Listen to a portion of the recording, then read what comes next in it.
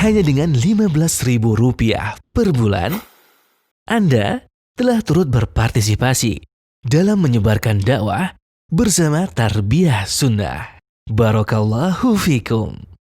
Bismillahirrahmanirrahim. Assalamualaikum warahmatullahi wabarakatuh. Alhamdulillahilladzi anzala sakinata fi qulubil mu'minin liyazdadu imanan ma'a imanihim. Walillahi junudus samawati wal ard wa kana Allahu aliman hakima. Wa ashhadu an la ilaha illallah wahdahu la syarikalah wa ashhadu anna Muhammadan abduhu wa rasuluh. Ya ayyuhalladzina amanu taqullaha haqqa tuqatih wa la tamutunna illa wa antum muslimun wa ba'd. Alhamdulillah, kembali kita berjumpa melanjutkan kajian kitab Ad-Da'u wad-Dawa. Kemarin kita sudah membahas hal yang berkaitan dengan obat. Salah satunya adalah doa. Doa adalah obat. Termasuk Al-Quran, semuanya adalah obat. Nah, agar doa menjadi obat, ada beberapa perkara yang harus diperhatikan. Salah satunya adalah adab. Kita sudah terangkan salah satu adab ketika berdoa adalah al-ilhah. Ilhah itu ngeyel. Ilhah itu mengulang-ulang terus doa kita ya kepada Allah. Kedua, tidak boleh istijal. Istijal itu terburu-buru. Dengan mengatakan saya berdoa sering terus tapi nggak dikabulkan juga. Itu namanya istijal. Kita lanjut ya. Bila doa itu disertai dengan kehadiran hati. Artinya khusyuk. Hatinya ikut berdoa. Bukan sekedar mulut. Tapi hatinya menghayati. Fokus terhadap Allah. Fokus terhadap apa yang kita minta kepada Allah. Terus dilakukan pada waktu yang mustajab. Maka doa itu akan benar-benar tidak akan ditolak oleh Allah Azza wa Jalla. Adapun saat yang mustajab itu kata Imam Ibnu Qayyim ada 6 ya. Beliau menyatakan wa idza jumi'a minad du'a hudurul qalbi wa jum'iyatuhu bi kulliyatihi 'alal matlub wa sadafa waqtan min awqatil ijabah as-sittah. Apabila doa itu dibarengi dengan hadirnya hati, fokusnya pikiran, konsentrasi jiwa kita terhadap apa yang kita minta. Lalu dilakukan di 6 waktu yang mustajab. 6 waktu yang mustajab. Pertama, ats-tsulutsul akhiri minal lail. Yaitu sepertiga akhir malam. Ini yang pertama. Kedua, indal adzan. Ketika adzan. Keempat, wa bainal adzan wal iqamah. Antara adzan dan qomat. Kelima, wa adbaris salawatil maktubat. Di akhir atau seusai solat-solat yang fardu. Solat yang wajib. Dan ketika imam naik minbar sampai solat Jumat selesai ditunaikan dan di akhir waktu ba'da asar di hari Jumat. Itulah beberapa waktu yang mustajab untuk berdoa. Ya, sekali lagi yang pertama adalah sepertiga akhir malam. Kedua, ketika azan. Ketika antara azan dan iqamat. Terus yang keempatnya seusai sholat fardu. Setelah sholat fardu, assalamualaikum kanan, assalamualaikum kiri, lalu wirid. Nanti selesai wirid ada doa. Itu doa yang mustajab. Kelimanya ketika imam naik ke atas mimbar sampai sholat selesai ditunaikan. Dan yang terakhir yang keenamnya adalah saat-saat akhir menjelang maghrib ba'da asar dan hari Jumat. Ya. Selain itu, selain konsentrasi penuh, fokus dan khusyuk, selain dilakukan di 6 waktu yang mustajab tadi.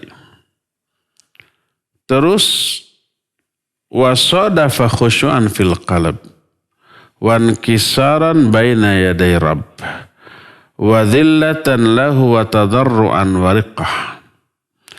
Disertai dengan kekhusyuan, dengan merasa hina, merasa rendah, dengan kepekaan hati, terus menghadap ke kiblat. Terus diupayakan berada di atas kondisi suci. Suci dari hadas, suci dari najis. Kemudian angkat kedua tangan menengadah ke langit. Kemudian memulai doanya itu dengan hamdalah. Memuji Allah dan menyanjungnya. Lalu dahului juga ikuti setelah menyanjung Allah itu dengan bersolawat kepada Nabi SAW. Kemudian didahului oleh taubat dan istighfar. Kemudian barulah masuk kepada inti doa kita. Terus mengulang-ulang ilhah di dalam meminta. Dipenuhi, dibarengi dengan H2C2. Harap-harap, cemas-cemas. Dan tawasul kepada nama-nama dan sifat Allah serta tauhid kepadanya. Ini kiat agar doa kita itu dikabul oleh Allah Subhanahu wa ta'ala. Apa kiatnya? Pertama, lakukan di waktu yang mustajab, 6 waktu tadi. Kedua, rendahkan diri kita, hinakan diri kita di hadapan Allah. Ketiga, menghadaplah ke arah kiblat. Keempatnya, upayakan berwudu terlebih dahulu sebelum berdoa. Kelimanya, angkat kedua tangan kita. Keenam, pas mulai berdoa, mulailah dengan syahadat, menyanjung hamdalah, menyanjung Allah Azza wa Jalla dengan pujian-pujian yang layak bagi keagungan dan kekuasaan Allah. Setelah memuji Allah, baru salawat dulu kepada Nabi SAW. Lalu sebelum berdoa, taubat, istighfar, mengakui dosa-dosa kita terlebih dahulu. Baru setelah itu masuk ke inti doa kita. Dan ketika berdoa meminta, ulang-ulang doa itu berkali-kali. Barengi dengan harap-harap cemas. Berharap doa itu dikabul, cemas juga kalau enggak dikabul. Terus sebut al-asmaul husna dan tauhidullah. La ilaha illallah, tahlil, sebut asmaul husna. Dan itu yang disebut dengan tawasul terhadap asmaul husna. Wa qaddama baina yaday du'ahi sadaqah. Kalau bisa, sebelum berdoa awali dulu dengan infak dan sedekah. Maka kata Imam Ibnu Qayyim, fa inna hadha du'a la yakadu yuraddu abadan. Doa yang seperti ini memenuhi kriteria yang tadi hampir-hampir tidak mungkin ditolak. Alias pasti diijabah. Jadi sebelum berdoa coba infak dulu. Apakah harus pergi keluar bawa uang? Enggak perlu. Sekarang ada transfer. Infak sedekah umpamanya untuk fisabilillah. Siapa yang sedang membangun masjid? Siapa mana panitia pembangunan pondok pesantren? Mana yayasan yang memang bergerak di jalan Allah untuk dakwah menyebarkan ajaran Allah Azza wa Jalla? Infak sedekah. Mana nomor rekeningnya? Tak, transfer. Kan bisa ya? Nah, jamaah sekalian. Kita di Selasa itu sekarang sedang membangun pondok pesantren tuh. Yang bangunan sekarang insya Allah 2 pekan lagi selesai, kita lanjut ke bangunan berikutnya. Tahun depan harus sudah mulai. Masih butuh donasi, ayo transfer dulu sebelum berdoa. Nitip iklan jadi nanti. Apa-apa. Iklan fisabilillah, ajakan. Ya. Jadi doa seperti nyaris tidak akan ditolak oleh Allah Azza wa Jalla. Plus satu lagi. Wala siyama in sadafal adiyah allati akhbaran Nabi sallallahu alaihi wasallam. Annaha madhannatul ijabah. Atau annaha mutadamminatun li ismil a'zam. Terlebih apabila doa yang dipanjatkan adalah doa yang diajarkan oleh Rasul sallallahu alaihi wasallam. Ambil doa itu dari hadis Nabi alaihi salatu wasallam. Itu lebih mustajab. Terlebih di dalamnya mengandung al-ismul a'zam. Nama-nama Allah yang sangat agung.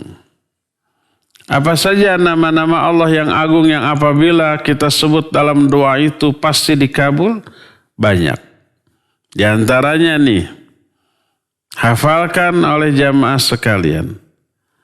Lalu baca di dalam doa-doa yang kita panjatkan. Sebuah hadis dalam Sunan Ibnu Hibban dari Abdullah bin Buraidah dari bapaknya. Siapa bapaknya Abdullah bin Buraidah? Ya Buraidah. Namanya juga Abdullah bin Buraidah. Abdullah putra Buraidah. Siapa bapaknya Abdullah bin Buraidah? Ya Buraidah. Dari Buraidah. Rasul SAW mendengar seseorang berdoa. Isi doanya terdengar jelas. Orang itu berdoa, Allahumma inni as'aluka bi anni ashhadu annaka antallahu la ilaha illa anta. Al-ahadus samadul ladzi lam yalid wa lam yulad wa lam yakul lahu kufuwan ahad. Itu doanya. Itu nama-nama Allah yang agung yang dia sebut dalam doa.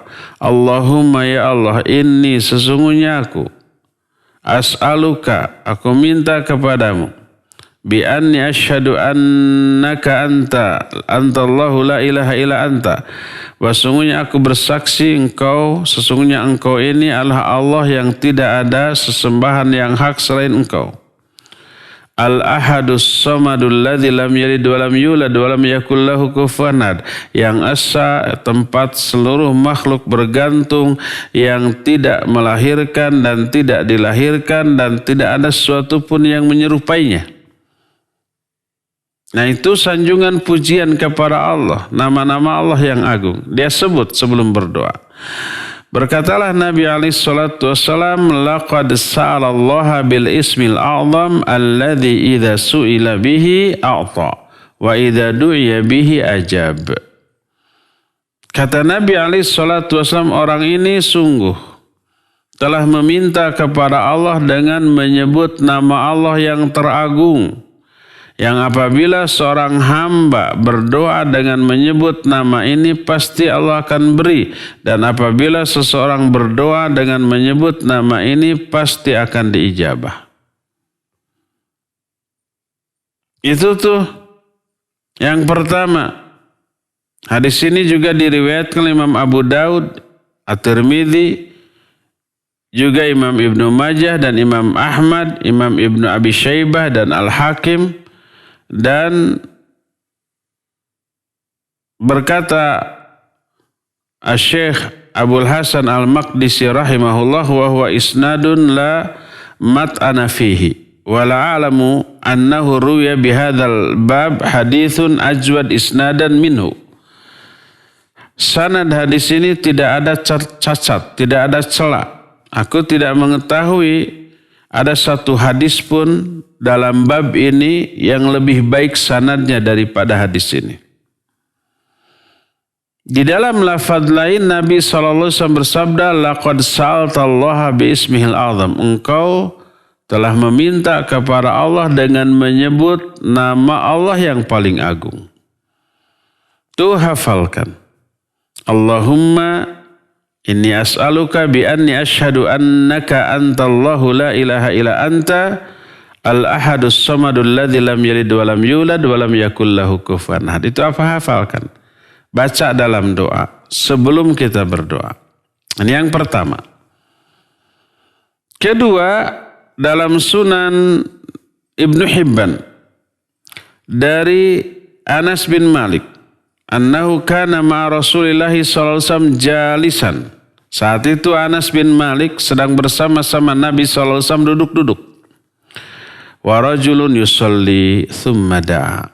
Ada orang yang sholat, lalu setelah sholat dia berdoa. Gimana isi doanya? Allahumma inni as'aluka bi anna lakal hamdu. La ilaha illa antal mannanu badi'us samawati wal ard. Ya dzal jalali wal ikram. Ya hayyu ya qayyum. Orang itu sebelum berdoanya menyanjung Allah dengan kalimat sanjungan seperti barusan. Allahumma ya Allah, inni as'aluka. Sungguhnya aku minta kepada engkau. Bi anna lakal hamdu.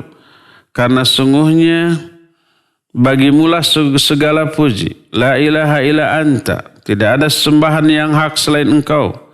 Al-Mannan. Engkau itu Al-Mannan. Al-Mannan itu yang banyak memberikan anugerah, pemberian. Badi'us samawati wal ard. Pencipta langit dan bumi tanpa contoh. Allah membuat langit dan bumi itu tanpa mencontoh apapun. Ya dzal jalali wal ikram. Wahai pemilik keagungan dan kemuliaan. Ya hayyu ya qayyum. Wahai yang maha hidup dan maha berdiri sendiri. Tuh al-asmaul husna beberapa oleh orang ini disebut di dalam doanya. Mendengar itu Nabi SAW bersabda, laqad sa'alallaha bi ismil azim alladhi idza du'iya bihi ajab wa idza su'ila bihi a'ta. Orang ini telah meminta kepada Allah dengan menyebut nama-nama Allah yang agung, yang bila seseorang berdoa dengan menyebut nama-nama itu pasti Allah ijabah. Dan bila seseorang meminta dengan menyebut nama ini pasti Allah akan berikan. Ini yang kedua, lafaz yang kedua. Bagi jamaah yang memiliki kitabnya atau mungkin buku terjemahannya, coba dicatat pakai stabilo gitu ya, kalimat ininya kemudian dihafal. Sertakan dalam doa-doa kita. Dan itu yang menyebabkan doa kita bertambah mustajab. Ketiga, di dalam hadis riwayat Imam At-Tirmidzi dari Asma binti Yazid radhiyallahu anha, bahwa Nabi alaihi salatu wasallam bersabda, Ismullahil azam fi hatain al-ayatain. Kata Nabi alaihi salatu wasallam, nama Allah yang paling agung itu berada dalam dua ayat berikut ini. Ayat pertama surah Al-Baqarah 163. Allah berfirman, wa ilahukum ilahu wahid, la ilaha illahu ar-rahmanur rahim. Ilah kalian itu ilah yang satu, tidak ada ilah yang sebenarnya kecuali Dia yang Rahman dan yang Rahim. Itu termasuk al-ismul a'zami lillah. Al-ismul a'zamu lillah, nama teragung bagi Allah. Dan yang kedua di pembukaan surah Ali Imran. Ayat yang pertama, Alif Lam Mim, Allahu la ilaha illa huwal hayyul qayyum. Itu juga awal kalimat dari ayat kursi ya. Ini juga ada dalam Ali Imran ayat yang kedua. Allahu la ilaha illa huwal hayyul qayyum. Berkata Imam At-Tirmidzi, hadza haditsun hasanun sahihun. Ini adalah hadis yang hasan sahih. Inilah yang ketiga ya. Keempat, dalam Musnad Ahmad, juga Sahih Al-Hakim, dari Abu Hurairah radhiyallahu an dan juga Anas serta Rabi'ah bin Amir radhiyallahu anhum ajmain. Dari Nabi SAW beliau menyatakan alidzu biyadzal jalali wal ikram. Kaitkan doa-doa kalian dengan ucapan ya dzal jalali wal ikram. Ucapan ya dzal jalali wal ikram ini sertakan di dalam doa-doa kita.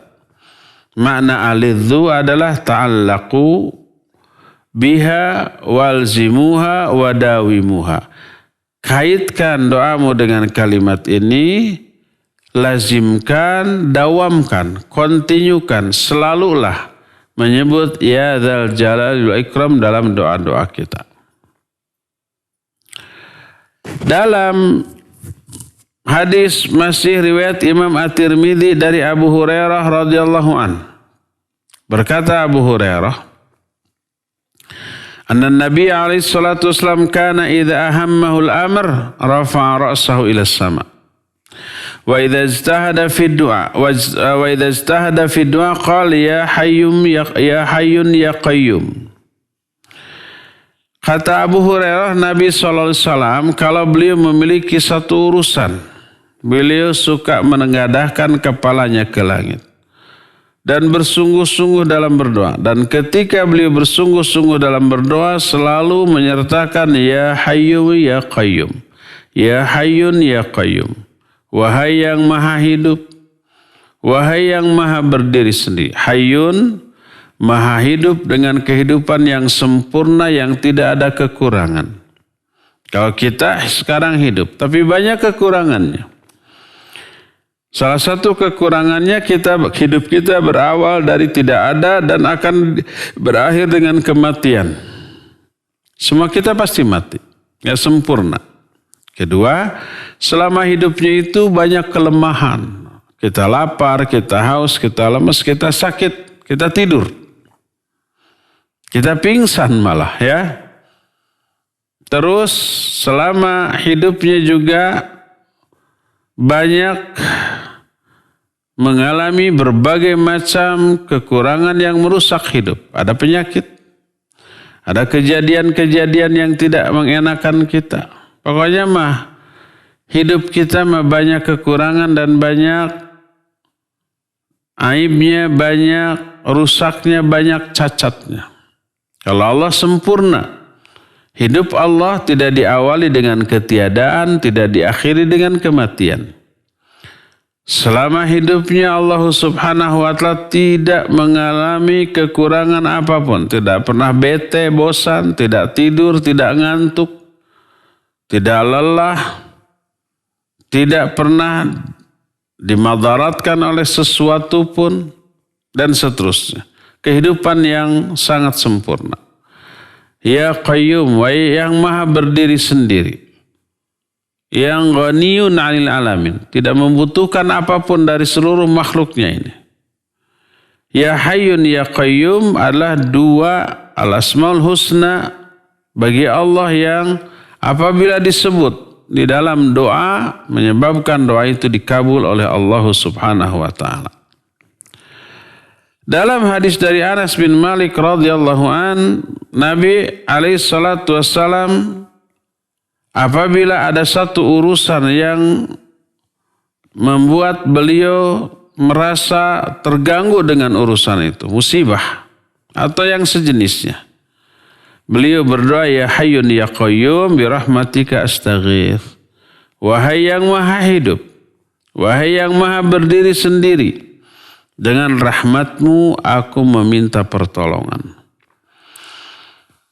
Dalam Sahih Al-Hakim dari Abu Umamah radhiyallahu an dari Nabi alaihi salatu wasalam, berkata Nabi alaihi salatu wasalam, Ismullahil Azam fi thalathi suwari minal Quran, Al-Baqarah wa Al-Imran wa Thaha.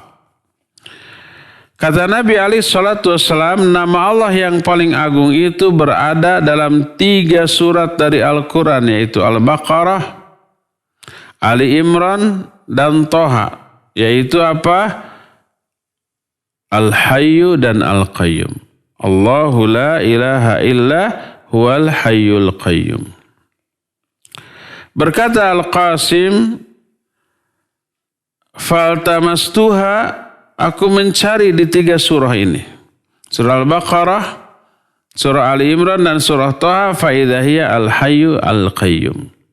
Maka aku temukan bahwa nama Allah yang paling agung yang ada di 3 surat itu adalah Al-Hayyu dan Al-Qayyum.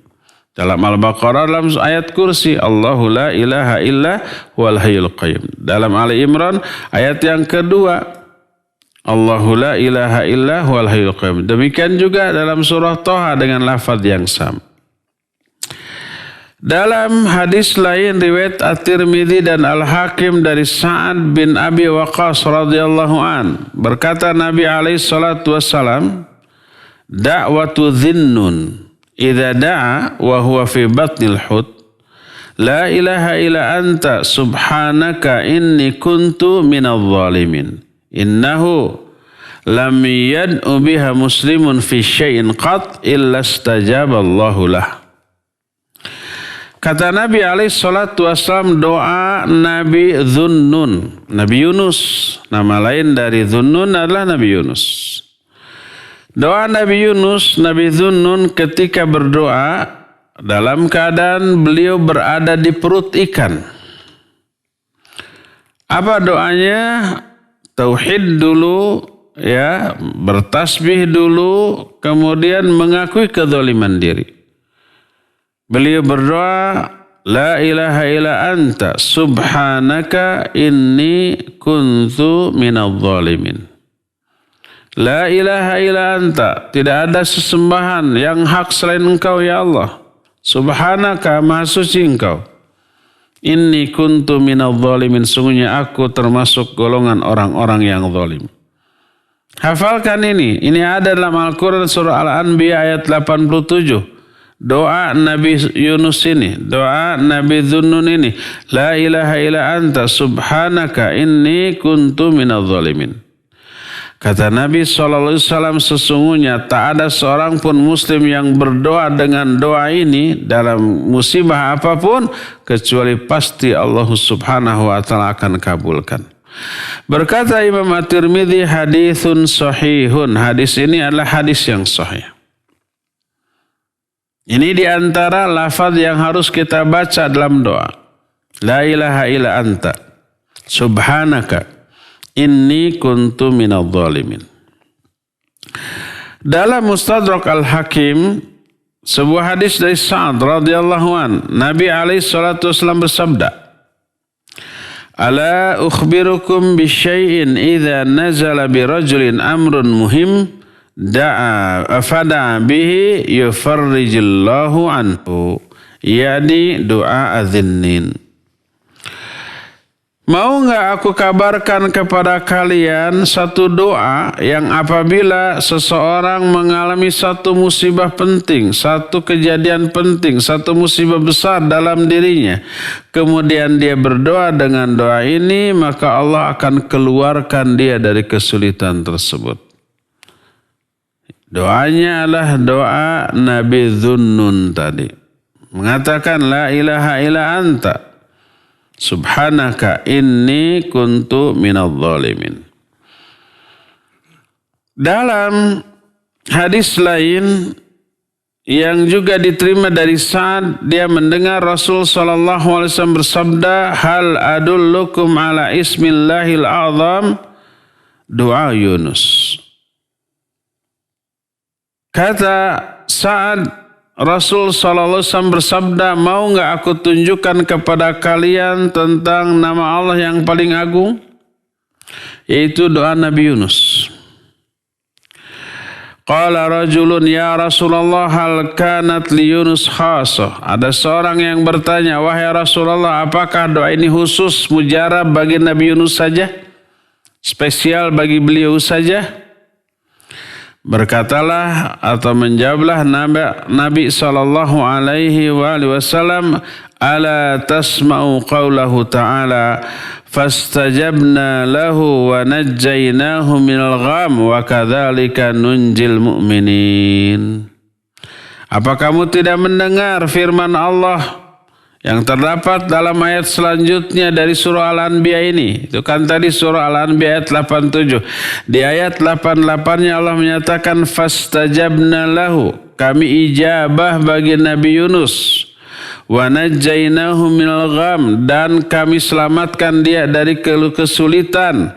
Wa kadzalika nunjil muslimin mu'minin, demikian pula kami akan menyelamatkan orang-orang mukmin kalau mereka berdoa dengan doa ini. Jadi berlaku umum, ya. Lalu Nabi SAW bersabda, fa ayyuma muslim da'a biha fi maradihi 40 marrah famata fi maradihi dzalika u'tiya ajra syahidin wa in bara'a maghfuran lahu. Ini hebatnya doa ini, ya. Kata Nabi SAW, muslim mana saja yang berdoa dengan doa Nabi Yunus ketika sakitnya selama 40 kali. Ketika sakit baca ini 40 kali. La ilaha illa anta subhanaka inni kuntu minadh dhalimin. 40 kali baca. Ya, ketika sakit, maka bila dia mati karena sakitnya akan diberikan kepadanya pahala seperti pahala orang yang mati syahid, dan bila sembuh, dia sembuh dalam keadaan terampuni dosa-dosanya. Makanya jamaah sekalian, mungkin di antara jamaah ada yang sakit, syafahullah, ya. Semoga Allah menyembuhkannya. La ba'sa tahur insyaallah. Baca nih doa ini, la ilaha illa anta subhanaka inni kuntu minadh dhalimin. Kalau sembuh, sembuhnya dalam keadaan diampuni. Kalau mati, diberikan pahala syahid. Dua-duanya menguntungkan. Makanya hafalkan Al-Quran ayat yang ke-87 dari surah Al-Anbiya. La ilaha illa anta subhanaka inni kuntu minadh dhalimin. Dalam Sahih Bukhari dan Sahih Muslim, hadis dari Ibnu Abbas radhiyallahu anhuma, berkata Rasul sallallahu alaihi wasallam, kata Ibnu Abbas, anna Rasul sallallahu alaihi wasallam kana yaqulu innal karam. Nabi sallallahu alaihi wasallam apabila beliau ditimpa kesulitan, musibah, penderitaan, kanyeri, kaperi atau yang sejenisnya, beliau selalu berdoa dengan doa berikut. Doa ini juga hafalkan. Apa doanya? La ilaha illallahul azimul halim. La ilaha illallahu rabbul arshil azim. La ilaha illallahu rabbus samawati sab'i wa rabbul ardi wa rabbul arshil karim. Yang beliau baca ketika beliau ditimpa kesulitan, la ilaha illallahul azimul halim. Tidak ada sesembahan yang hak selain Allah yang agung dan yang halim. La ilaha illallahu rabbul arshil azim. La ilaha illallah pemilik arsy yang sangat agung. La ilaha illahu rabbus samawati sab'i wa rabbul ardi wa rabbil arshil karim. La ilaha illallah pemilik langit yang 7 dan juga penguasa bumi dan penguasa arsy yang sangat mulia. Itu termasuk di antara al-asmaul husna yang apabila disertakan dalam doa menyebabkan doa itu begitu mustajab. Di dalam Musnad Imam Ahmad ada hadis dari Ali bin Abi Thalib radhiyallahu an. Dia berkata, allamani Rasulullah sallallahu alaihi wasallam, idza nazala bi karbun an aqul la ilaha illallahul halimul karim subhanallahi tabarakallahu rabbul arshil azim walhamdulillahi rabbil alamin. Kata Ali, Rasul sallallahu alaihi wasallam mengajari aku doa apabila aku ditimpa kesulitan. Ketika ditimpa kesulitan, Nabi mengajari aku agar aku mengatakan doa berikut ini. La ilaha illallahul halimul karim. Subhanallahi rabb tabarakallahu rabbul arshil azim walhamdulillahi rabbil alamin. Hafalkan ini 3 kalimat. La ilaha illallahu al halimul karim. Tidak ada sembahan yang hak selain Allah yang Maha Alim dan Maha Karim. Kalimat pertama. Kalimat kedua, Subhanallah wa tabarakallahu Rabbul Arsyil Azim. Maha suci Allah dan Maha Barakah Allah penguasa arsy yang agung. Kalimat ketiganya, walhamdulillahirabbil alamin. Di dalam Musnad Ahmad juga hadis dari Abdullah bin Mas'ud radhiyallahu an. Dia berkata, telah bersabda Rasulullah sallallahu alaihi wa alihi wasallam, ma asaba ahadan qattun hammun wala huznun. Faqala Allahumma inni abduka ibnu abdika ibnu amatika nasiyati biyadik madin fiya hukmuk adlun fiya qada'uk as'aluka Allahumma bikulli ismin huwa laka sammaita bihi nafsak aw 'allamtahu ahadan min khalqik aw anzaltahu fi kitabik aw ista'sarta bihi fi ilmil ghaibi 'indak an taj'al al-Qur'an al-Azim rabi'a qalbi wa nura sadri wa jala'a huzni wa dhihaba hammi illa adhaballahu hammahu wa haznahu wa abdalahu makanahu farha. Kata Nabi SAW, tidaklah seseorang ditimpa hammun atau huznun. Hammun dan huznun ini sama. Intinya perasaan tidak nyaman, resah, gelisah, risau dan galau. Hanya penyebabnya berbeda. Kalau ham, kerisauan, keresahan yang disebabkan karena kekhawatiran terhadap masa yang akan datang. Gimana besok, gimana lusa, galau lah pokoknya.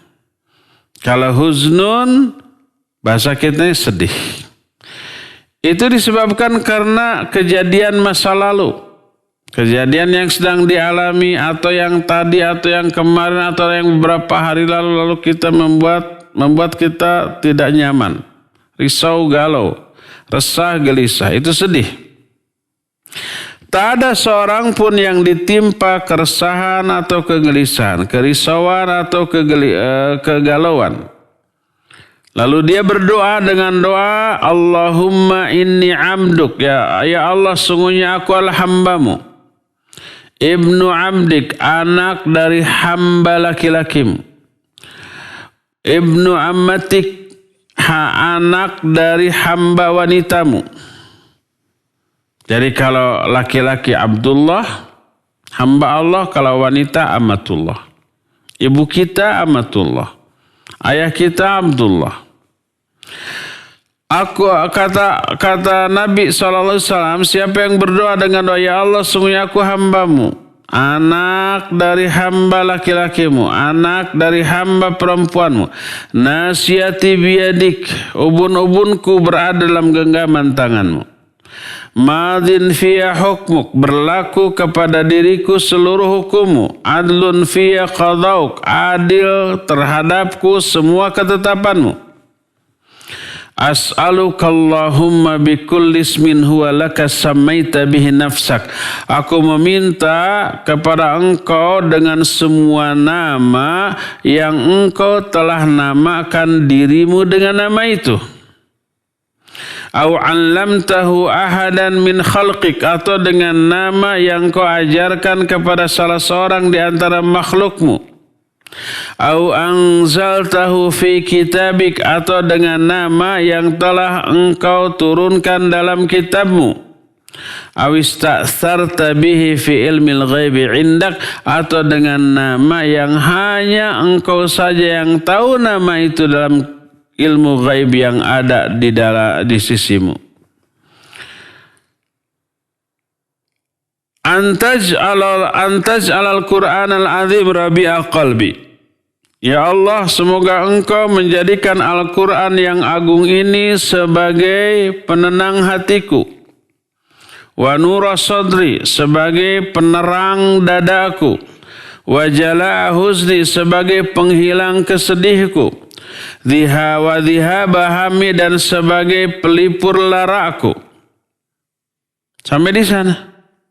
Siapa orang yang berdoa dengan doa itu di saat sedih, di saat resah, di saat gelisah, di saat risau dan galau, maka Allah akan hilangkan kesedihannya, kerisauannya, kegalauannya, keresahannya, kegelisahannya, dan Allah akan ganti dengan kebahagiaan. Siapa yang lagi sedih, baca doa itu tuh. Faqila ya Rasulullah, ala nata'allamuha. Maka ada seseorang yang bertanya, wahai Rasulullah, boleh enggak kita mempelajarinya? Maka beliau menjawab, bala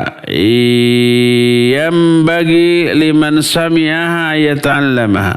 Ya, tentu saja boleh. Hendaklah setiap orang yang mendengarnya mempelajarinya, menghafalkannya, menghayatinya, meyakini kebenaran isinya. Berkata Abdullah bin Mas'ud, ma qaraba nabiyyun minal anbiya illa istaghatha bitasbih. Tak ada seorang pun nabi yang mengalami kesulitan, penderitaan, kecuali beliau beristighatsah, minta pertolongan kepada Allah dengan tasbih. Nah, itu adalah beberapa Al-Ismul Azam, atau apa namanya, nama-nama Allah yang agung, termasuk Al-Asmaul Husna. Al-Asmaul Husna yang apabila kita sebut di dalam doa-doa kita, menyebabkan doa-doa kita itu dikabul oleh Allah Subhanahu wa ta'ala. Ada sebuah kisah yang diterangkan oleh Imam Ibnu Abid Dunya dalam kitab Al-Mujabina fid Du'a. Orang-orang yang doa-doanya dikabul oleh Allah Subhanahu wa ta'ala. Sebuah riwayat dari Hasan, dari Anas bin Malik, dia berkata, kana rajulun min ashabin Nabi sallallahu alaihi wasallam min al-Ansar yukanna Abu Mi'laq wa kana tajiran yattajiru bimalin lahu wa li ghairihi yadribu bihi fil afaq wa kana nasikan wari'an fa kharaja marrah falaqiyahu lassun muqanna'un fis silah faqala lahu dha'ma ma'ak fa inni qatiluk qala ma turid min dammi sya'nuka bil mal qala ammal mal fali walastu uridu illa dammak qala amma idza abaita fadharni usalli 4 rakaat qala salli ma badalak fatawadda thumma shalla 4 rakaat. Fakana min du'aihi fi akhir sajdah an qala ya wadud ya dzal arsyil majid ya fa'alla lima yurid as'aluka bi'izzika alladhi la yuramu wa mulkika alladhi la yudamu wa binurika alladhi mala'a arkana arshik an takfiyani syarra hadzal lus ya mughith aghithni ya mughith aghithni 3 marrat fa idza huwa bi farisin qad aqbala bi yadihi kharbah qad wada'aha baina udunai farasih falamma basura bihi las aqbala nahwahu fata'anahu faqatalahu thumma aqbala ilahi faqala qum faqultu man anta bi abi anta wa ummi faqad aghathani Allahu bikal yawm faqala ana malakun min ahli sama'ir rabi'ah da'auta bi du'aikal awwal sami'tu li abwabis sama' qa'atan thumma da'auta bidu'aika tsani fasami'tu li ahli as-sama' dijjatan thumma da'autu bidu'aika tsalits faqila li hadha du'aun makrub fasa'altu Allah ayyuwalliyani qatlah. Qala Al-Hasan faman tawadda'a wa shalla 4 rakaat wa da'a bihadha ad-du'a ustujiba lahu makruban kana aw ghairu makrub. Ada seorang sahabat Nabi SAW bangsa Ansor yang dikunyahi dengan kunyah Abu Mi'laq. Bapaknya Mi'laq. Nama aslinya bukan Abu Mi'laq. Kunyahnya, dia seorang yang tajir. Maksudnya tajir itu pedagang. Kalau sekarang bahasa kita tajir teh maknanya apa? Kayak dia tajir gitu. Padahal yang ngelapak di pinggir jalan juga itu tajir itu. Artinya pedagang. Yang apa namanya, yang pedagang asongan, cangcimen gitu ya. Itu juga tajir. Dagang cangcimen. Cangcimen naon? Kuaci permen. Oh, kacang kuaci permen. Singkatan toh. Sedengar-dengarnya. Cangcimen, kacang kuaci permen. Itu tajir itu. Dia pedagang yang membawa hartanya, harta dia dan harta orang lain. Dia suka berkelana ke sana kemari, membawa dagangan. Dan dia ahli ibadah yang wara. Suatu saat dia keluar. Dia bertemu dengan seorang pencuri atau perampok yang bawa senjata. Si perampok ini berkata, letakkan hartamu. Saya akan bunuh kamu. Orang ini menjawab, kamu tidak menginginkan darah saya. Yang kamu inginkan hanya harta saya. Kenapa kamu mau membunuh saya? Dia menjawab, adapun hartanya memang untuk saya. Tapi saya ingin membunuhmu. Walastu uridu ila dam, maka aku tidak menginginkan apapun kecuali darahmu. Setelah dibunuh ya hartanya pasti diambil. Maka orang ini menjawab, kalau kamu enggan, tidak mau mengambil hanya harta saja, kamu ingin terus juga membunuh saya, maka biarkan saya sholat dulu 4 rakaat. Dia bilang, sholatlah semau kamu. Orang ini wudu, lalu sholat 4 rakaat. Dan di akhir sujudnya, sujud terakhir dia berkata, wahai Wadud, ya Wadud, itu nama Allah. Wahai pemilik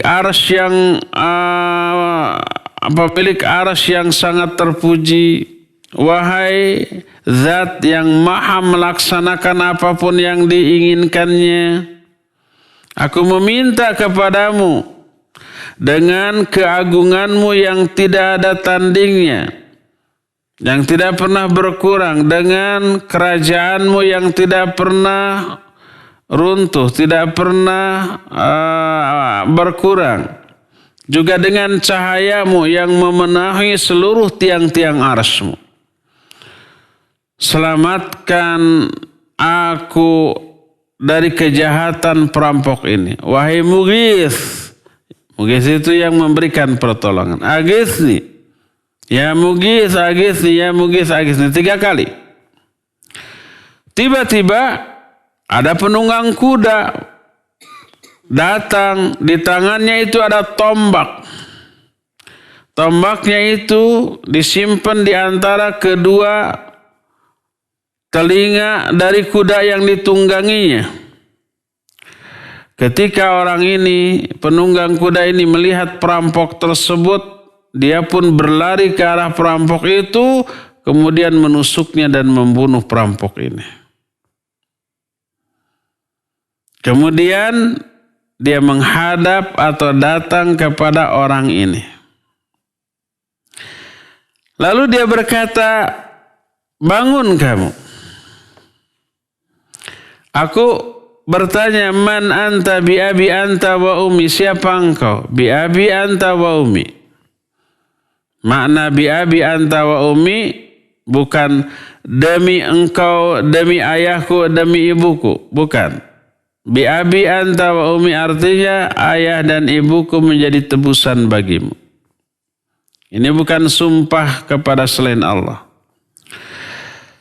Faqad aghathani Allahu bik, Allah telah menolong aku melalui diri engkau pada hari ini. Orang ini menjawab, aku adalah malaikat yang menghuni langit keempat. Engkau berdoa dengan doamu yang pertama, maka aku mendengar pintu-pintu langit itu berguncang. Engkau kemudian berdoa dengan doa yang kedua, aku mendengar penghuni langit itu, ya, penghuni langit juga, penghuni langit-langit yang ada di atas itu, yang ada di bawahnya, langit ketiga, kedua, dan yang pertama, seluruhnya juga bergetar. Kemudian engkau berdoa dengan doamu yang ketiga. Maka ada yang mengatakan kepadaku, ini adalah doa orang yang teraniaya. Doa orang yang sedang mengalami kesulitan. Maka aku meminta kepada Allah agar Allah memberi wewenang kepadaku untuk membunuh orang yang memberikan kesulitan ini. Berkata Al-Hasan, siapa yang berwudu, kemudian sholat 4 rakaat, kemudian berdoa dengan doa ini, maka doanya akan dikabulkan, baik dia itu sedang mengalami kesulitan ataupun tidak sedang mengalami kesulitan. Inilah beberapa kiat agar doa kita itu dikabul. Dari semua penjelasan tadi kita bisa simpulkan, pertama, doa itu harus dilakukan secara khusyuk. Kedua, lakukan di saat yang mustajab, yang 6 waktu yang dijelaskan tadi. Ketiganya, hinakan diri kita, rendahkan diri kita ketika berdoa di hadapan Allah. Keempatnya, menghadaplah ke kiblat. Kelimanya, berwudulah terlebih dahulu dalam keadaan suci. Keenamnya, angkat kedua tangan kita.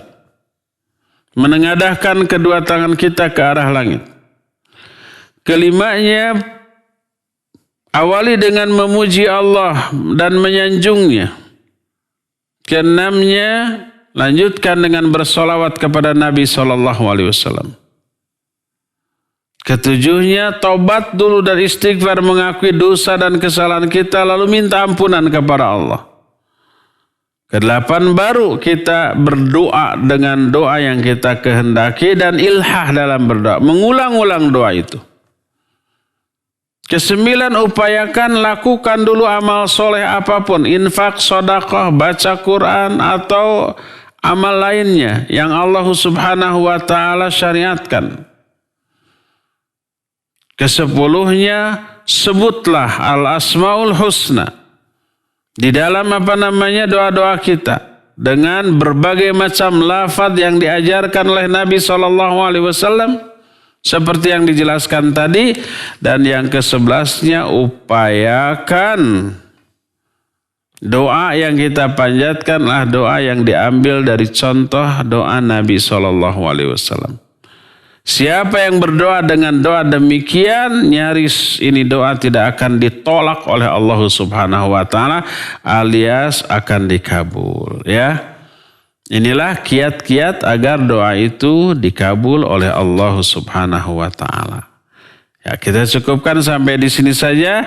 Nanti untuk yang akan datang kita akan membahas tentang rahasia doa. Ada apa di balik doa, kita akan bahas, ya. Sekarang kita masuki sesi tanya jawab, dan kepada Cepi dipersilakan untuk memandu tanya jawab dengan pendengar dan pemirsa. Wa sallallahu ala nabiyina Muhammadin wa ala alihi wa sahbihi. Mangga. Ya, syukran Ustaz atas pemaparan materi di pagi hari ini. Dan kami mengundang kepada para pendengar dan pemirsa juga jamaah Majelis Taklim Mumtaz Indonesia yang saat ini sedang menyimak, silakan bisa mengirimkan pertanyaan melalui line telepon atau bisa bertanya langsung melalui line telepon di nomor 02286862637. Sekali lagi, antum bisa bertanya langsung kepada Ustadz melalui line telepon di nomor 02286862637 atau melalui pesan singkat ke nomor 081122771476. Baik, sudah ada penelpon yang masuk. Silakan. Assalamualaikum warahmatullahi wabarakatuh. Waalaikumsalam warahmatullahi wabarakatuh. Pak Ustaz, saya mau tanya, karena banyaknya doa itu tadi sampai sekian berdoa dengan doa ini yang saya perhatikan. Apakah boleh kita mengambil salah satu atau dua? Contohnya, ya hayyum la ilaha anta subhanaka inni kuntu minadz dzalimin, atau ya Rahman ya Rahim ya Malik ya Qudus ya Salam ya Hayyum. Sekian, assalamualaikum warahmatullahi wabarakatuh. Waalaikumsalam warahmatullahi wabarakatuh. Iya, Pak Mulyono di Margahayu, Bandung. Barakallahu fiik. Iya, yang dijelaskan tadi beberapa contoh. Tidak harus semuanya disebut. Boleh salah satu di antaranya, boleh salah dua, salah tiga. Boleh dua di antara, boleh tiga di antara, boleh hanya salah satu. Ya, kalau kita lebih banyak nama Allah yang kita sebut dalam doa kita lebih bagus, lebih mujarab, lebih afdal. Tapi minimal salah satu di antara beberapa al-asmaul husna yang tadi diterangkan. Boleh Pak Mulyono ya, wallahu alam. Ya, silakan lagi. Baik, syukran Ustadz atas jawaban dari pertanyaan dari Pak Mulyono. Kita beralih ke Ibu Yati di Melong Green ya. Beliau bertanya, Ustadz, kalau berdoa setelah sholat sunnah, misalnya duha, katanya tidak, apakah mustajab Ustadz? Syukron, jazakumullahu khairan. Silakan. Berdoa setelah sholat duha. Ya. Iya, termasuk sholat duha itu termasuk salah satu amal soleh, ibadah yang Allah perintahkan, yang Allah anjurkan, yang Allah sukai. Dan siapa orang yang melakukan amal soleh lalu berdoa, itu lebih makbul doanya daripada tidak diawali oleh amal soleh apapun. Apapun bentuk amal solehnya. Tadi saya sudah bilang sholat dulu ya. Apapun sholatnya ya. Baik sholat syukrul wudu, sholat tahiyatul masjid, sholat duha, sholat tahajud. Lalu kemudian kita berdoa seusai sholat itu. Itu termasuk yang menunjang dikabulkannya doa kita ya. Wallahu a'lam. Silakan. Atas jawabannya, kita beralih ke penanya berikutnya dari Ummu Hanifah. Beliau bertanya, Assalamualaikum warahmatullahi wabarakatuh. Ustadz, bacaan doa apa saja ketika menjelang akan lahiran? Syukran Ustadz. Wassalamualaikum warahmatullahi wabarakatuh. Silakan. Maksudnya ibu yang lagi hamil, lagi kelahiran ya, tidak ada doa khusus. Silakan saja berdoa bebas, minta dilancarkan kelahirannya oleh Allah Subhanahu wa taala, minta agar anaknya jadi soleh dan solihah ya. Tidak ada doa khusus. Wallahu a'lam. Kita beralih kepada penelpon. Silakan, sudah ada yang masuk. Assalamualaikum warahmatullahi wabarakatuh. Waalaikumsalam warahmatullahi wabarakatuh. Dengan Ibu siapa di mana? Ibu Irma, Ustaz di Bandung. Baik, silakan Ibu. Ustaz, maaf mau tanya, bedanya antara afu dengan ghafur apa Ustaz? Itu aja pertanyaan saya. Hatur nuhun. Assalamualaikum warahmatullahi wabarakatuh. Waalaikumsalam warahmatullahi wabarakatuh. Ya, apa bedanya al-afu dengan al-ghafur? Itu sudah dibahas al-afu dan al-ghafur waktu hari Selasa atau besok ya? Besok.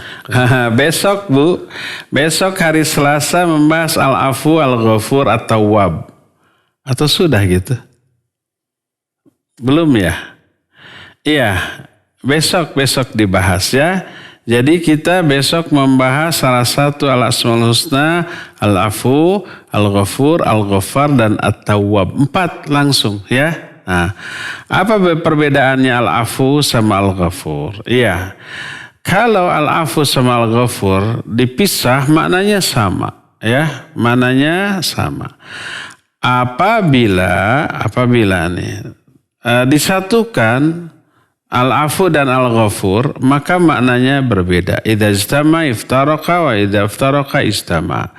Maknanya adalah sebagian ulama menyatakan al-afu itu menghapus kesalahan-kesalahan. Di dalam al-ghafur dan al-afu ada dua. Pertama nih,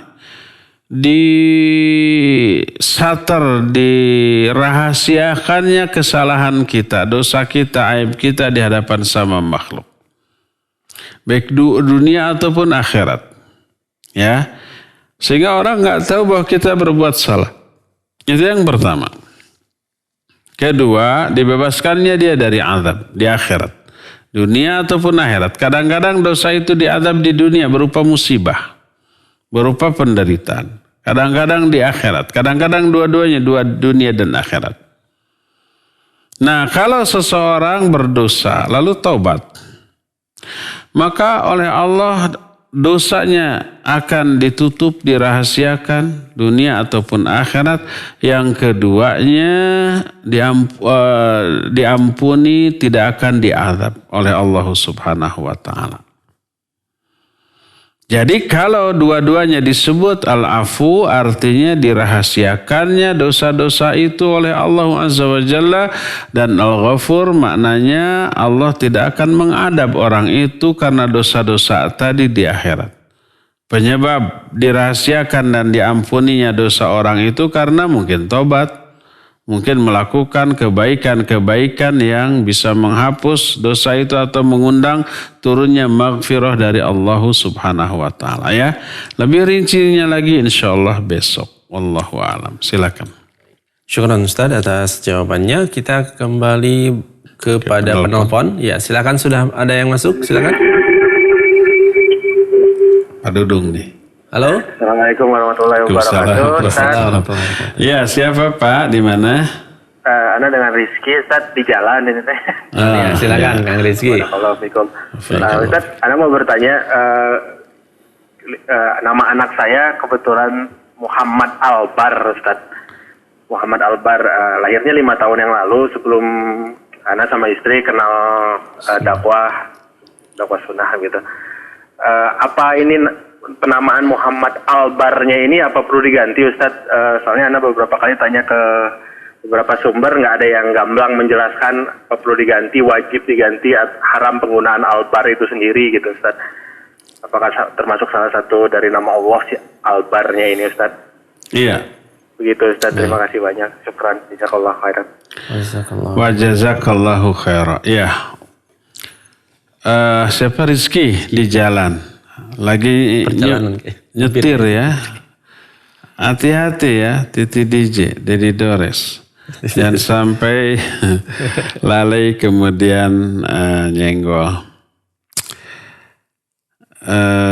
Pertanyaan Albar. Muhammad Albar. Mana Albar adalah yang melakukan banyak kebaikan. Dan itu adalah salah satu di antara nama Allah, ya. Al-Bar itu maknanya adalah zat yang melakukan banyak kebaikan dengan kebaikan yang tidak terbatas. Dan itu nanti kita juga akan bahas dalam fikih al-asmaul husna. Termasuk salah satu di antara nama Allah yang dikhususkan bagi dirinya. Adapun makhluk ada yang banyak melakukan kebaikan dengan kualitas yang banyak seperti malaikat, tidak disebut dengan al-bar, tapi disebutnya dengan bararah. Bararah kiramim bararah. Kita sudah bahas makna kiram yang maha mulia. Bararah adalah yang banyak melakukan kebaikan-kebaikan. Dan itu adalah sifat malaikat karena memang kebaikannya tidak terbatas. Adapun orang ya disebut dengan sebutan abrar, jamaknya bar. Allah Azza wa Jalla dalam Al-Quran menyatakan, innal abrara lafi na'im. Sesungguhnya orang abror. Abror itu jamak dari bar. Ini salah satu di antara sifat bagi orang yang banyak melakukan kebaikan. Dan sifat ini oleh Allah Subhanahu wa Ta'ala juga ditujukan kepada makhluk. Jadi ada nama-nama bagi Allah Azza wa Jalla yang oleh Allah sendiri diterapkan kepada makhluk dan menunjukkan itu boleh. Jadi kalau Allah Subhanahu wa Ta'ala mensifati makhluk dengan beberapa sifat yang lafadznya menjadi sifat Allah, maka dibolehkan. Seperti contohnya Aziz, Rauf, Rahim gitu ya. Kemudian apalagi termasuk juga apa yang disebutkan oleh Allah dalam Al-Quran, Azizun alaihi ma'anittum, harisun alaikum, bil mu'minina raufur rahim. Rasul yang diutus kepada kalian itu aziz. Ini aziz itu sifat Allah. Tapi Allah terapkan kepada makhluk, kepada Nabi SAW. Berarti boleh enggak memberikan nama aziz kepada makhluk? Boleh. Kepada manusia. Sebab Nabi pun disebut dengan sebutan aziz. Azizun alaihi ma'anitum. Sangat aziz, berat. Bagi diri Rasul, penderitaan yang kalian alami. Harisun alaikum. Sangat bersungguh-sungguh dalam memberikan kebaikan kepada kalian. Bil mu'minina raufur rahim, dan kepada orang mukmin, kepada sama mukmin rauf dan rahim. Rauf, rahim, aziz ini nama-nama Allah dan sifat Allah, tapi Allah berikan kepada makhluk. Boleh. Tentu saja dengan makna yang sama, tapi dengan hakikat dan kaifiat yang berbeda. Allah innallaha sami'un basir. Allah itu maha mendengar dan maha melihat. Wa ja'alnahu sami'an basira. Wa kana Allahu sami'an basira. Allah itu maha mendengar dan maha melihat. Wa ja'alahu sami'an basir. Dan kami jadikan manusia itu sami'an basira. Allah sami'an basira, manusia juga sami'an basira. Maknanya sami dan basir ini sama. Yaitu sami itu idrakus saut. Mampu mendengar suara, menangkap suara. Tapi hakikat dan kaifiatnya berbeda. Hakikat mendengarnya gimana, melihatnya gimana berbeda. Laisa kamitslihi syai'un. Ya, caranya bagaimana, kualitasnya bagaimana, ya. Cara mendengar makhluk dengan makhluk itu sudah berbeda. Cara mendengar kita dengan cara mendengar ular beda itu, ya. Apalagi makhluk dengan khalik. Walaupun makna mendengarnya yaitu idrakus saut, mampu menangkap suara, maknanya sama begitu. Cuma hakikat dan kaifiat laisa kamitslihi syai'un. Jadi abrar jamak dari bar itu Allah tujukan kepada makhluk. Innal abrara lafi naim.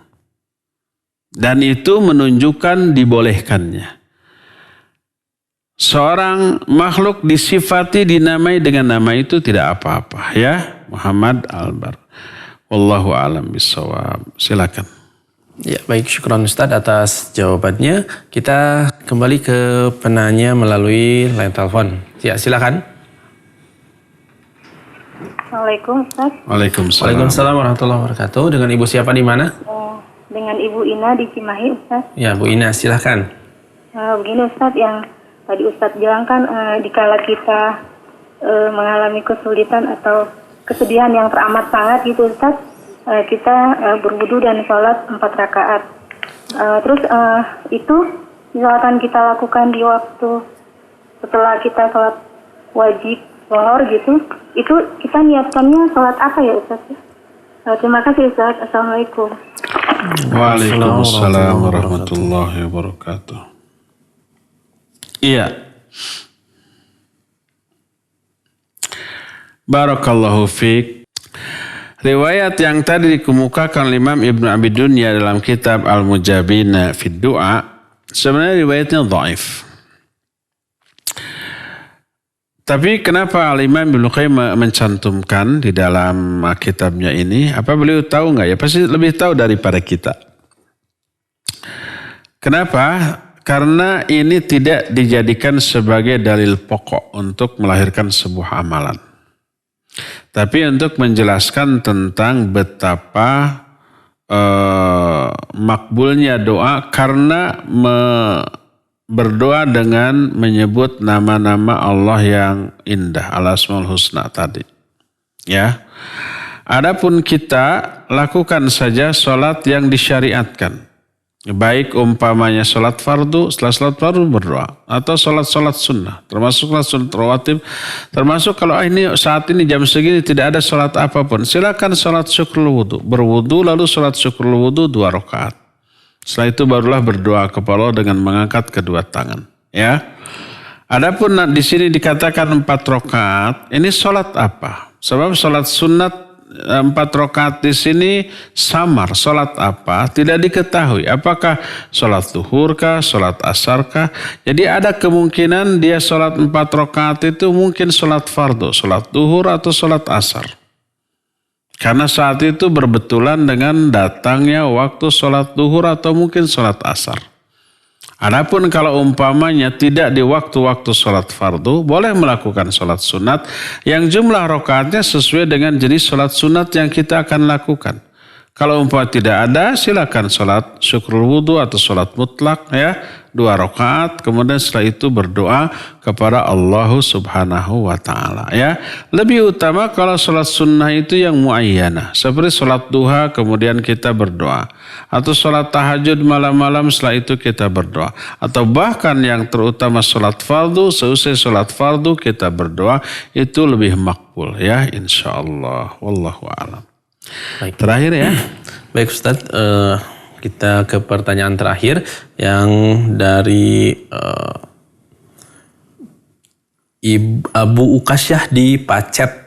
Assalamualaikum Ustadz. Semoga Ustadz dipanjangkan umur dalam kebaikan Ustadz. Amin wa iyyakum. Ketika sujud kita diperintahkan banyak berdoa karena sedekat-dekat hamba dengan Robnya, yaitu ketika sujud. Apakah doa masalah boleh juga? Karena kalau doa masalah itu memakai bahasa sendiri. Jazakallahu khairan. Assalamualaikum warahmatullahi wabarakatuh. Waalaikumsalam warahmatullahi wabarakatuh. Iya. Yang dimaksud dianjurkan berdoa ketika sujud memang doa masalah. Doa masalah adalah doa yang isinya permintaan secara lisan. Seperti ya Allah, Allahumma rzuqni ya, umpamanya. Ya Allah berikan saya rizki. Itu doa masalah. Silakan diungkapkan di dalam sujud, di dalam sholat. Ya, semau kita. Nah sekarang boleh enggak berdoa di dalam sujud dengan bahasa selain Arab? Bahasa kita ya. Bahasa Sunda, bahasa Indonesia, bahasa Jawa, bahasa apapun yang kita fahami. Boleh apa tidak? Ulama ikhtilaf. Tapi Imam Ahmad dalam kitab Masail Imam Ahmad di dalam sholat tidak boleh ada bahasa ajam. Bahasa ajam itu bahasa selain Arab. Termasuk di dalam berdoa ketika sujud. Ya, ini pendapat yang pertama. Pendapat yang kedua menyatakan boleh. Karena Nabi SAW menyatakan fal yad'u bima ajabahu minad doa. Maka silakan kalian berdoa dengan doa yang paling dia sukai. Yang dimaksud paling disukai itu baik isinya ataupun bahasanya. Karena seringkali kita lebih bisa menghayati dengan doa yang kita fahami dengan bahasa kita. Walhasil ini masalah yang diikhtilafkan oleh para ulama. Lebih utama ya kita menghafalkan seluruh doa yang kita butuhkan. Liciknya kita itu begitu tuh. Kita ingin banyak berdoa, meminta apapun yang kita kehendaki, tapi menghafalkan doa yang isinya sesuai dengan keinginan kita, malas gitu kan ya? Malas menghafalkan doanya tuh, malas. Padahal tidak begitu banyak. Hanya beberapa kalimat saja yang beberapa menit juga mungkin sudah hafal. Cuma masalahnya kita malas menghafalkannya. Jadi ketika mau berdoa banyak yang ingin diminta, tapi nggak pada hafal doanya. Padahal ada semua doa yang isinya sesuai dengan keinginan kita, itu ada contohnya baik dari ayat ataupun dari hadis Nabi SAW yang sahih atau dari para ulama. Cuma kita malas saja menghafalkannya, itulah licik ya, saya katakan liciknya kita gitu ya. Oleh karena itu sebaiknya coba apa yang kita inginkan, kita ingin jodoh, kita ingin sembuh dari penyakit, kita ingin dilunasi hutang, semuanya ada doanya, hafalkan. Di dalam kumpulan buku-buku kumpulan doa kan banyak tuh. Ada fihrisnya, ada daftar isinya, lihat. Oh ini untuk bayar hutang doanya. Tinggal buka halaman sekian, hafalkan. Baca di dalam sujud. Tidak begitu lama untuk menghafalkannya ya. Nah ketika dibaca kemudian hayati maknanya. Lakukan itu ketika sujud di dalam sholat fardu ataupun sholat sunnah, maka itu makbul ya. Baik, cukup ya sampai di sini. Insyaallah kita akan berjumpa kembali melanjutkan kajian ad-da'u wad-dawa ini di hari Senin yang akan datang. Subhanakallahumma bihamdik asyhadu an la ilaha illa anta astaghfiruka wa atubu ilaik. Walhamdulillahirabbil alamin. Wassalamualaikum warahmatullahi wabarakatuh.